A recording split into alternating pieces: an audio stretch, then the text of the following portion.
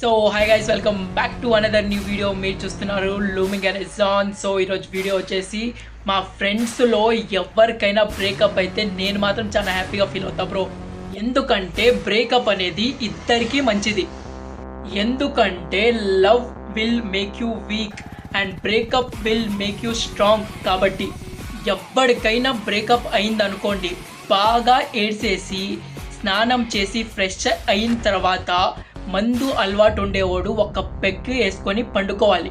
మళ్ళా అదే పెంట నెక్స్ట్ రోజు క్యారీ చేయకూడదు. ఎందుకంటే ఈగో ఉన్నోడే ఎక్కువ ఏడుస్తాడు, బాగా ఎక్కువ ఉండేవాడు కోసేసుకుంటాడు. చాలా మంది ఏడుపు నేను ఇంత రాంగ్ పర్సన్ మీద ఇన్వెస్ట్ చేసిందని ఏడ్చి చచ్చిపోతారు.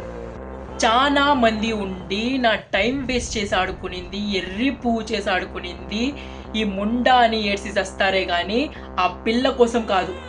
అదే టైంలో ఒక ఫ్రెండు భుజం మీద చెయ్యేసి ఓదారిస్తుంటే ఎక్కెక్కి ఏడుస్తారు. సింపతి బాగుందని ఇంకా ఏడుస్తారు. మన లైఫ్లో మనము ఎప్పుడూ మన బ్రేకప్ గురించి ఎప్పుడూ వరీ అవ్వకూడదు.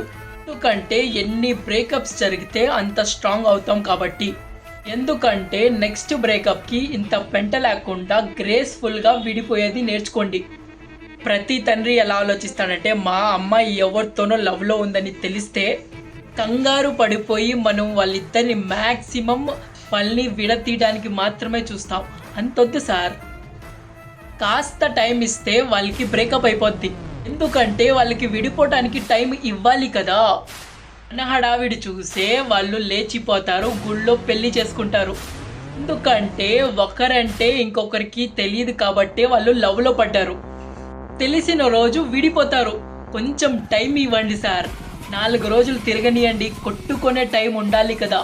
ప్రేమించడం, దానికోసం నిలబడే ఎదవలు ఈ రోజుల్లో దొరకడం చాలా కష్టం.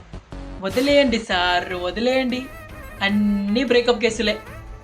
ప్రతి గ్యాంగ్లో ఉంటారు 2-3 లవ్ బర్డ్స్. వాళ్ళ ఇంట్లో పంపేయండి ఈ వీడియో. దీని అమ్మ బ్రేకప్ అయిపోవాలి నా కొడుకులకి.